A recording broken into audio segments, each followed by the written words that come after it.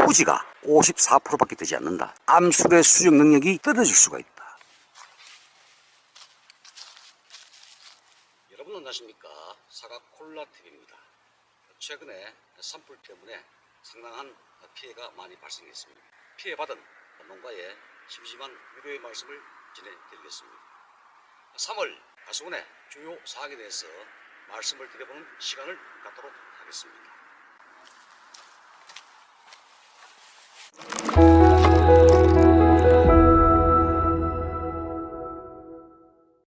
결실이 중요합니다. 만약에 결실이 나쁘다면 빈 나무, 빈 가지에다가 약을 치셔야 합니다. 결실 확보에 총력을 기울이셔야 합니다. 현재 보시면 지역에 따라 다소 생육의 편차가 있습니다만 이렇게 포릇포릇하게 시작되고 있습니다. 이 시기에 여러분들이 석회유황합제를 살포하시면 상당 효과를 볼 수가 있다. 물론 지역마다 다소 차이가 있습니다만 요거보다가 조금 더 늦게 치거나 잎이 나왔을 때 치는 경우가 있습니다. 그때 치시면 잎이 황변 현상이 옵니다. 갈변 현상이. 그럼에도 불구하고 결과적으로 나중에는 큰 문제가 없는데 우선 그런 현상이 오면은 걱정을 많이 하십니다. 향후에는 큰 문제가 없더라 이런 말씀을 드리고, 유황합제의 살포 시기는 지난 영상에서도 제가 언급을 드린 바가 있습니다만 산수유 꽃이 피는 시기에 기점을 해가지고 여러분들이 유황합제 살포 시기를 선택을 하시면 되겠습니다. 살포 양량은 물 500리터 기준 말통째를 2개, 전착제, 일반 전착제 싼 게 있습니다. 그거 반병, 즉 250ml 가용하셔가지고 충분한 양량을 수관에다가 살포하시면 된다 이런 말씀을 드리고, 갈반병이 심했던 가수원에는 상당히 방제 효과가 좋다. 이체 또 기계유제를 살포하지 못한 가수원도 들어있습니다만, 기계유제는 석회유황합제보다가 최소한 10일 전 또는 능력 잡아가지고 15일 전에 방제를 하셔야 됩니다. 3월 한 20일, 3월 15일, 3월 10일경에 기계유제 방제하실 때는 18리터짜리죠. 물 500리터, 9리터 여시고, 살충제, 깍지벌레 전문약, 살충제, 스미추온 유제 이런 것들을 가용하시고, 또는 화상병약도 그때 제가 가용해도 아무 문제가 없다 이런 말씀을 드렸고, 물론 기계유제를 살포하실 때는 전착제는 큰 의미가 없습니다. 그 유제 자체가 수피에 착 달라붙기 때문에 전착제는 가용하실 필요가 없다. 만약에 지금 그 월동 응애 문제 때문에 기계유제를 방지해야 되겠다. 그러면은 지금 같은 경우는 오늘 3월 26일, 3월 27일, 3월 28일 이 경기에는 물 20단말 기준 기계유제 4 내지 한 6리터를 넣어가지고 단독 방지하시면은 월동 응애 문제는 상당히 일도를 현저히 다운시킬 수가 있다 이런 말씀을 또한 드리겠습니다. 다만 황과 기계유제와의 살포 간격은 최소한 10일 이상은 간격을 유지를 해달라 이런 말씀을 제가 많이 강조를 드린 바가 있습니다. 이 기계유제나 황은 살포를 반드시 해야 되는 의무는 없습니다. 정규 방지액이 아닙니다. 특별 방지죠. 쉽게 말하면은 동계기에 우리 가수원에 작년에 깍지벌레 많았거나 응애가 있는 가수원, 또 갈반병이 많았던 가수원, 불안병이 상당히 많은 가수원에서는 황이나 기계유제를 선택 살포하시면 되고, 그 두 가지를 다 해야 되겠다. 그러면은 간편 기계유제, 즉 동안유, 간편 황, 즉 방역황 4리터짜리 이런 것들이 있습니다. 그런 것들은 두 가지를 동시에 혼용해가지고 방지가 가능하다 이렇게 말씀을 드리겠습니다. 사콜라 밴드에 한 회원께서 나무를 옮겨 심으려고 한번 해보니까 뿌리가 하얗게 가루 같은 게 묻어 있더라. 하얀 가루가. 그래서 저한테 문의가 왔는데 제가 보니 면충입니다. 그런 면충이 발견된 가수원 또는 나무 또는 면충 발생이 우려되는 가수원에서는 3월 25일부터 4월 5일 사이에 이행되지 않는 식물 체내로 이행되지 않는 토양 살충제를 선택을 하셔가지고 이 주위에다가 이렇게 뿌리시고 소주컵 한 컵 정도 뿌리시고 흙을 덮어주셔야 됩니다. 그래가지고 방제를 해달라 말씀드리고, 또는 꽃 다 지고 난 다음에 뿌리로부터 또 이행될 수 있는 살충제가 또 있죠. 그 토양 살충제입니다. 잎새로 된 것. 그걸 꽃이 다 지고 난 다음에 동일한 방법으로 한 컵 뿌리시고 흙을 덮어주시면 되겠다 이런 말씀드리고, 그런 살충제가 요새 면충에 등록된 약이 많이 없습니다. 토양 살충제 중에서는. 그래서 PLS법 문제가 있기 때문에 제가 살충제 상표명을 언급하기 좀 그렇고, 농약 제조 회사에서도 그런 부분을 좀 등록시켜 달라. 회사의 입장을 들어보니까 한 품목 등록하는데 돈이 수천만 원이 들어간다 합니다. 그래서 그런 그 비용 문제 때문에 등록하기가 상당히 난감한 부분이 있다. 이런 걸 제가 이야기 들은 바가 있습니다만, 우리 농촌의 농가를 위해서 또 PLS법 문제 때문에 살포하고 싶어도 살포하지 못하는 경우가 많기 때문에 그런 약재를 어려운 가운데서도 속히 좀 등록해서 우리 과수 우리 농가들께서 쉽게 사용할 수 있도록 좀 해달라 이런 부탁의 말씀을 영상을 통해서 전해드리겠습니다. 이 면충은 주로 5월 상순경에 지상부로 올라옵니다. 지표로 또 올라오고 또 흡지를 통해서 올라옵니다. 눈에 발견됐을 때 토양 살충제를 미처 처리하지 못한 가수원에서는 기계유제, 흡지 부분의 기계유제 또는 스미추온 유제, 옆면 살포를 충분하게 해주시면 발생 밀도를 현저히 다운시킬 수가 있다. 그럼에도 불구하고 지상부에 보면은 한여름에 보면은 아주 면충이 많은 곳이 있습니다. 정말 지저분합니다. 제가 한 15년 전에 모 KBS 대강당에서 지역 KBS 특별 강의를 한 적이 있습니다. 그때도 제가 15년 전부터 미소곤충, 즉 미세곤충, 작은 곤충들의 활동이 빈번하고 그 피해가 상당히 많아질 것이다라고 예측해서 강의를 한 적이 있습니다만, 결과적으로 한 몇 년 전부터 응애 문제, 깍지벌레 문제, 미국 선녀벌레 문제, 이러한 작은 곤충들에 의한 피해가 상당히 많습니다. 약재로 다 방제 가능하냐? 사실 그게 용이한 것은 아니다. 방제 어렵습니다.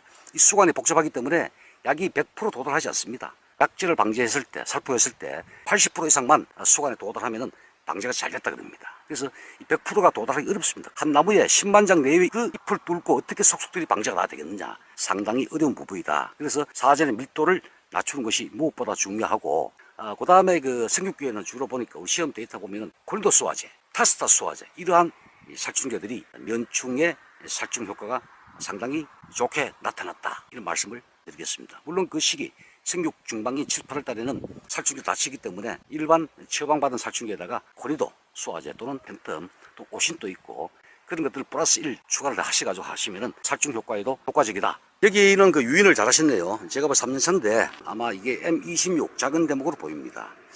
이 나무좀도 여러분들 방제를 하셔야 되는데, 보통 보면은 나무졸 예찰 텔레비에서 여러분들이 예찰하시고 관찰하시고 그걸 토대로 해가지고 방제를 하시는데, 물론 그것도 좋은 방법입니다만 나무조원 발생 시기가 다 정해져 있습니다. 8월달에 한번 2차 발생되고 주로 3월 하순부터 4월 상순경에 날씨가 따뜻할 때 주로 출몰해가지고 숲비 틈을 찔러가지고 나무를 고사시키는, 지난 영상에도 말씀을 드린 바가 있습니다만, 구멍이 한두 개 정도 있으면은 약액을 주입하면은 나무가 회생이 됩니다만, 구멍이 발견 당시 구멍이 침입 구멍이 5개, 6개, 7방 맞았으면은 약을 주입해도 제 경험상 나무 회생 가능성이 거의 없더라. 사제는 뭐든지 다 방지를 하셔야 됩니다.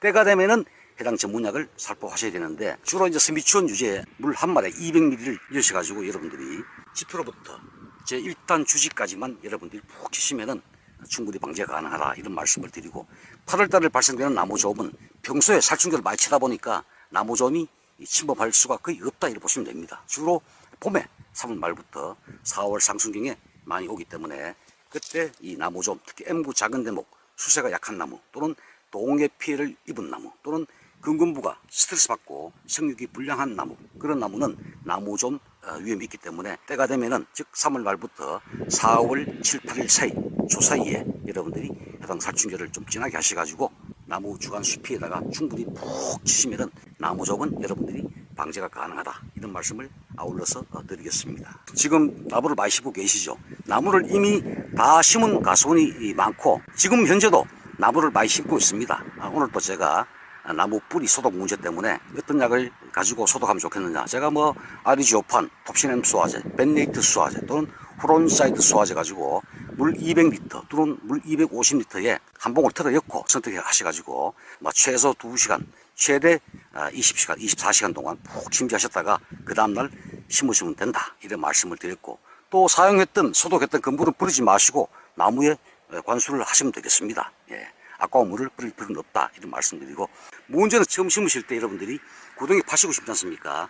그 구덩이에 미발효 퇴비를 사용하시면은 나무가 많이 고사가 됩니다. 발효 과정에서 가스가 발생되죠. 그래서 뿌리가 숨을 못 쉬는 호흡장애 때문에 나무가 많이 고사를 합니다. 그래서 나무 심을 때 가급적이면 퇴비를 하지 마십시오. 다만 생육이 우려된다면은 원예 상토 있어요.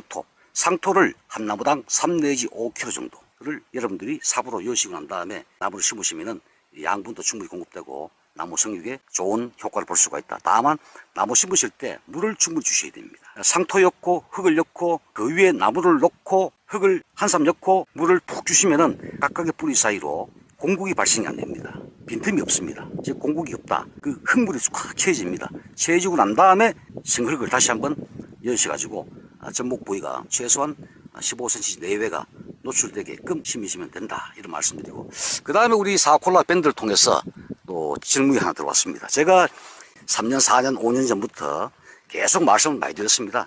유효축제를 확보하라. 처음에 그 묘목을 사오시면은 묘목 상태가 좋지는 못합니다. 특묘라도, 물론 이거는 뭐 M구 작은 대목 초밀식이나 이축묘, 다축묘 그런 말씀을 드린 것이 아니고 일반 주관형 나무, 4 곱하기 2 정도 또는 3.5, 1.5 정도를 심은 나는 주관형으로 키우겠다. 그런 부분에 해당이 되고, 물론 소밀식에도 일부 나무의 이 생리 현상, 작용 원리는 비슷하기 때문에 이 방법을 적용하시면 되겠습니다만, 현재 이게 주관형입니다. 얘는 4 곱하기 2, 기존에 홍로를 다 뽑아내시고 그 사이에 기존 홍로에다가 나무를 심었다가 2년 키우고 난 다음에 올해 3년차에 접어듭니다. 작년 나무를 다 비내시고 나무 밑에서 키우다 보니까 가지 발생이 제가 원하는 가지수가 덜 나왔습니다. 이 3년차에 20개 이상 나와줘야 되는데 제가 보니까 한 10개 내외 정도, 12개 정도, 잘 나온 건 14개가 나온 게 있는데 저는 20개 이상, 많으면은 4년차 되면은 22개부터 28개가 발생돼줘야 된다. 이렇게 강조드리고 있고, 실제 글에 따라오신 분들은 나무가 참 좋습니다. 정말로 천편일률적으로 똑같이 나무를 키웠다. 좋은 유효주지가 많을수록 그만큼 착과도 많이 시킬 수가 있고 많이 딸 수가 있다. 그런 뜻이 되겠죠. 처음 사시면은 여러분들이 이 나무 상태가 보면은 보통 주지가 직지가 6개, 잘 나오면 10개 내외가 됩니다. 근데 그 6개, 10개 내외가 다 좋은 직지냐? 그렇지 않습니다. 상단부에 원주간의 경쟁지가 양쪽에 2개가 있습니다. 그다음 부러진 가지가 있고 그 다음에 굵은 게 있습니다. 그래서 그 중에서 여러분들이 굵은 놈은 무조건 제거를 하시고 부러진 가지도 카팅하시고 상단부의 원주간과 경쟁되는 게 양쪽 사이드로 2가지가 있습니다. 그 2개 제거하시고 나머지는 그대로 두십니다. 그대로 두시게 되면은 어떤 현상이 옵니까? 그 남아있는 가지에서 잎이 나오죠. 원래 잎이 동화 양분을 만들어 가지고 뿌리로 전부 다 모아줍니다. 그래서 뿌리의 저장 양분 풍부해지죠. 심은 해는 그대 관리하시고 두 번째 해 식재 2년차에 가지를 전부 다 발라버립니다. 다 따냅니다. 전부 다 따내면은 뿌리의 저장 양분이 충분하다 보니까 지상부에 있는 주간, 측지, 눈 그쪽으로 모든 양분이 올린돼 가지고 가지가 폭발합니다. 그것이 가지수가 20개, 28개, 많게는 30몇 개까지 나옵니다. 그래서 가지수를 많이 확보한다. 다만 그 가지가 수평은 두시고 식립된 신초는 수평각을 딱 잡아줍니다. 여기 짚고 여기 짚으면 각이 잡힙니다. 전부 다 그렇게. 이 작업이 다소 번거로운 면도 있습니다만 미래를 위해서는 이런 작업을 하셔야 됩니다. 아니면 이 가지가 굵어져서 못 써요. 1, 2년 후에 또 따야 됩니다. 굵은 놈은. 아깝게 만들어가지고 1년, 2년밖에 못 쓰고 또 따야 돼. 왜? 주와 종의 관계가 명확하지 않기 때문에. 지난 영상에 이러한 방법을 모르신 분들은 옛날처럼 키우신 분이 있습니다. 그럼 이 가지가 아버지, 아들이 같이 굵어. 아버지가 오면은 아들은 2.5, 3이야. 주종각이 타파가 안 됐죠. 이게 최소한 8대1, 6대1은 돼줘야 돼. 과거에는 3대1, 4대1 했습니다만 이게 가늘수록 좋습니다. 그래야 오래 갑니다. 다축도 마찬가지입니다.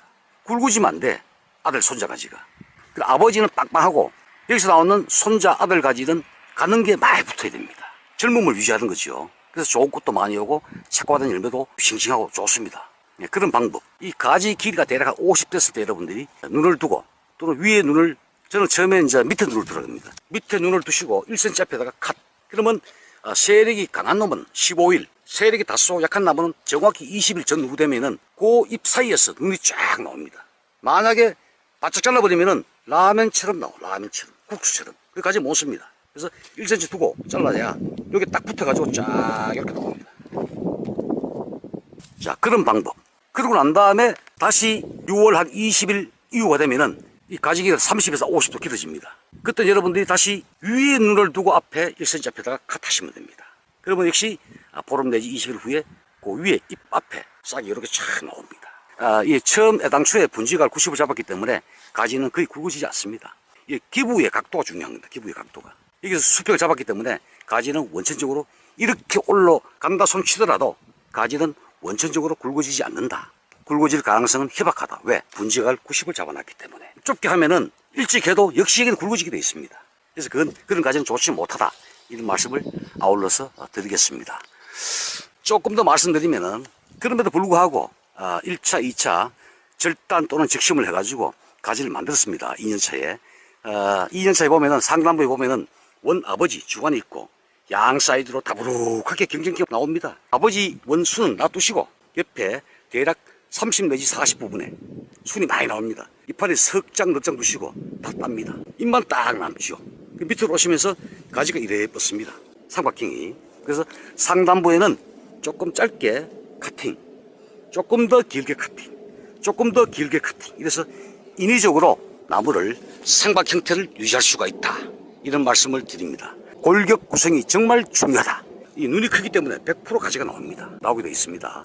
어떤 아상치리 또는 BA 벤질아레닌 살포를 통해서 우리가 또 직기 발생을 유도할 수 있는데, 제가 하는 이 방법은 뿌리 힘이 근본적으로 처음부터 좋았기 때문에, 좋게 했기 때문에 웬만하면 가지가 20개에서 28개, 많으면 30개 내외가 발생이 되게 돼 있다. 천주가 어떻게 똑같은 모습을 나타내고 있는가, 이렇게 말씀들을 많이 하신다. 나무 좀 피해는 아까 말씀드렸는데 M구 작은 대목에 수세 약한 나무나 동해 피해를 받은 나무, 또 뿌리 상태가 불량해가지고 세력이 약화된 나무, 그 중에서도 3년차부터 4년, 5, 6년차 사이에 나무 좀 피해가 상당히 많다. 7년 넘어가면 큰 피해가 사실 없습니다. 올해 심은 1년생은 나무 좀 피해가 거의 없습니다. 제 경험상. 저는 현장 경험을 토대로 해서 말씀드리고, 아울러서 기계유전은 3년, 4년, 5년, 6년, 7년, 8년, 9년 해마다 치게 되면 나무 수세는 약화되게 되어 있습니다. 기름이다 보니까 조직의 분열, 팽창을 억제시키는 그런 단점이 사실 있어요. 그래서 부득이하게 응애가 발견되었거나 또는 깍져벌레가 있거나 이러한 부득이한 경우에는 칠 수밖에 없는데, 사실 굳이 안 쳐도 또 이 방제를 잘 하시면은 최종 수확기까지는 사실 문제가 없습니다만, 그럼에도 불구하고 걱정이 된다. 기계로 쳐야 되겠죠. 다만 해마다 쳐서는 안 된다. 3년에 한 번 정도. 석회황합제는 사실 쳐보면은 눈도 따갑고 작업하는데 좀 까다로운 면이 사실 많습니다. 그런 작업의 어떤 불편성 때문에 기피를 합니다만, 사실은 옛날부터 석회황합제는 사과나무의 보약이다. 사과나무의 보약이다. 이런 말씀들을 많이 하셨고, 과거에는 석회황합제를 살포를 의무적으로 많이 했습니다. 그때는 집에서 가마솥에 꽈가지고 다 해서 고물집에서 다 꽈습니다. 그때는 그 황합제 이외에 살균제 이런 것들이 많이 개발되지 못했던 시절이었습니다. 제가 31년 됐거든요. 그 당시에는 좋은 약이 없었어요. 약 종류가 제한적이었어요. 물론 수프라사이드, 호르마트, 메와소진, 불안병약 이런 것들은 사실 좋은 약이지만 여러 가지 어떤 위해성 문제, 소비자 먹거리 안전 문제 때문에 국제법 또는 국내법 여러 가지 문제 때문에 제한시키고 있습니다만, 사실은 병해충 방제에는 제 경험상 참 좋았다. 물론 그 약제가 사라져가지고 그에 해당되는 병해충 관리에는 어려움이 있습니다만, 그 이외에 다른 약도 많이 개발됐어요. 됐는데 내성 문제 때문에 여러분들이 약제 교호살포 문제, 농약은 내 혼자 판단해서 하는 것이 아니고 전문가의 도움을, 측면 지원을 받는 것이 무엇보다 중요하다. 제가 늘 말씀드리죠. 봄에는 할 말이 많고 말씀들 다 잘하십니다. 가을에 내 최종 결과물이 어떤가 중요한 겁니다. 그것이. 그런 말씀을 또한 드리겠습니다. 이제 개화 시기가 추정컨대 제 예측에는 작년보다가 다소 늦어질 걸로 저는 예측을 하고 있습니다만, 물론 날씨가 어떻게 되느냐에 따라 달라지겠습니다만 한 일주일 내외로 뒤로 딜레이가 될 것이다, 이렇게 보고 있습니다만, 거기에 준해 가지고 여러분들이 방지를 하시면 되고, 제가 영상을 통해서 밴드를 통해서 제가 계속 공지를 해드리고 말씀을 드리겠다. 제 원래 관건은 결실입니다. 금년도 농촌진흥청에서 2월 18일자인가요? 그때 발표한 자료가 있습니다. 후지를 제외한 나머지 품종은 꽃눈 분화율, 즉 2024년도 꽃눈 분화율이 상당히 좋습니다. 60% 넘습니다. 60%가 넘으면 꽃이 좋은 겁니다. 다만 후지가 꽃눈 분화율이 전국에 18개 지역을 샘플링 검사를 해보니까 약 54%밖에 되지 않는다. 지난 영상에도 제가 언급을 드렸습니다만, 2개 중에 1개는 꽃이 아닙니다. 5개 중에 2개는 꽃이 아닙니다. 결실이 안 될 수가 있다. 꽃은 피었습니다만 여러 가지 어떤 현상, 문제, 원인 때문에, 기후적인 원인 때문에, 또 나무 자체의 어떤 문제 때문에 결실률이 떨어질 수가 있다. 즉 암술의 수정 능력이 떨어질 수가 있다. 그게 큰 문제죠. 그래서 개화기 전 또는 개화 기간 중에, 물론 낙화 후에도 중요합니다만 세포 분열 비대 문제 때문에 관수하는 것이 암술의 수정 능력을 한 2, 3일간 길게 해줍니다. 그래서 반드시 여러분들이 개화기 전후 충분한 관수를 해주셔야 된다. 다만 관수만 한다고 다 되는 것이냐? 그렇지가 않다. 농촌진흥청에도 이 발표 자료가 있습니다. 연면 시비를 해달라. 개화 전에 잎이 포릇포릇할 때, 그때 연면 시비가 통하는 겁니다. 저는 목면 시비는 많이 권장드리지 않습니다. 사과나무의 흡수기간은 제일 중요한 것이 뭐냐면 토양 속에 있는 뿌리입니다. 두 번째, 꽃 필 때 꽃잎입니다. 수정돼가지고 꽃가루관을 타고 배 위에 도달하죠. 그 다음에 뭡니까? 잎입니다. 연미시비 하죠. 잎의 각종 기공을 통해서 우리가 흡수를 합니다. 그래서 흡수기간은 잎, 꽃, 뿌리가 되겠습니다. 이 부분이 지금 새파랗게 진행이 됐습니다. 조금 더 새파랄 때, 그때 물 500리터 기준 요소 1.5kg, 붕산 250g을 두 가지로 혼용하셔가지고 단독 연면살포를 반드시 제가 권장을 드립니다. 아울러서 이 외에도 제가 강조드렸던 이 프로테S라고 있습니다. 그 식물천연 호르몬인데 상당히 좋고, 개화 전, 개화 중 또는 낙화 후에 연면살포를 해보니까 확실히 꼭지가 길어지더라. 또는 꽃대가 기대지는 걸 육안에 확인이 가능합니다. 그 이외에도 인사이트라고 있습니다. 인사이트. 실험을 해보니까 그건 역시 상당히 결실에 많은 도움을 줍니다. 이 프로트 S와 마찬가지로 인사이트 플러스도 구입시와 사진을 영상에 올려드리겠습니다. 필요하신 분들은 직접 전화하셔가지고 문의하시고 자율적으로 여러분들이 선택을 하시길 바랍니다. 제가 현장에서 경험해보니까 상당히 효과적이다.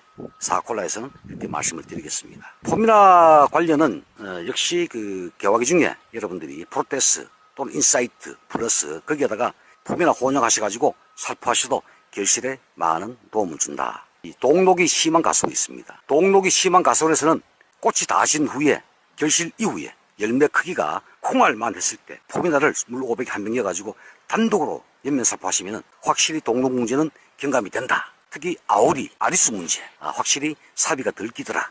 이런 말씀을 또한 드리겠습니다. 동록이 즉 사비가 많이 오는 지역을 우리가 분석을 해보면은 첫째 품종 특유의 고유적인 민감성이 있습니다. 사람으로 말하면 고독을 먹게 되면은 알레르기가 오는 것과 거의 유사합니다. 가몽, 아오리, 아리수, 산사, 양광 이러한 품종에서 동록이 상당히 많이 발생을 합니다. 둘째, 사과원이 위치한 지리적인 문제입니다. 찬 공기가 잘 빠져나가지 못하고 머무르는 저지대, 분지형, 계곡이나 하천 주위에 있는 가수원, 또 양사방이 산으로 둘러싸여져 있는 그런 가수원도 우리나라에 상당히 많습니다. 그런 지역에 특히 동록 피해가 많다. 모래 성분이 많이 함유된 마사토에서는 동록 피해가 상당히 많이 나타납니다. 넷째, 기후적인 영향이 되겠습니다. 개화기 때 저온이죠. 다섯째, 육화기 때 약재, 살포 이러한 것들이 동록에 아주 민감합니다. 결실 직후에는 열매가 아주 어리고 여림으로 아주 혼용이나 유제류의 살포, 풍부 압력에 여러분들이 주의를 하셔야 됩니다. 그때는 아주 열매가 민감합니다. 자기를 보호하는 능력이 거의 없습니다.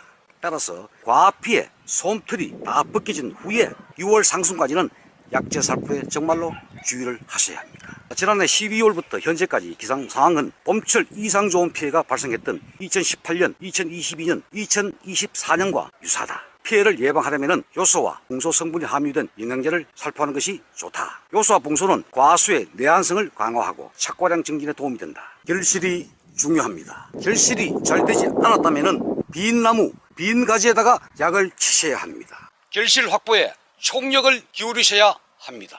여러분 감사합니다. 사과콜라 TV였습니다.